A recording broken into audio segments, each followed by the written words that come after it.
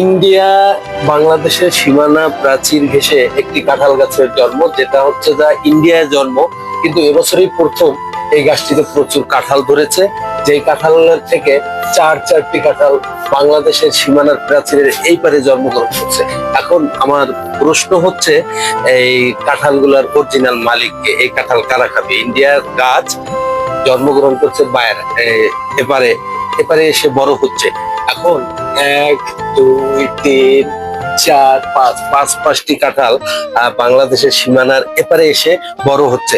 এই কাঁঠালগুলো একদিন আরো অনেক বড় হবে।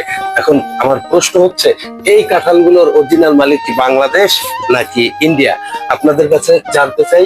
এই কাঁঠালগুলা বড় হলে, আরো বড় হলে তখন তারা কিভাবে নিবে? সেটা কি কোনো রাষ্ট্রীয় কোনো ব্যাপার স্যাপার আছে কিনা? ধন্যবাদ, জানাবেন এবং সুন্দর সুন্দর কমেন্টস করে জানাবেন এই কাঁঠালগুলোর অরিজিনাল মালিক কারা হবে। ধন্যবাদ।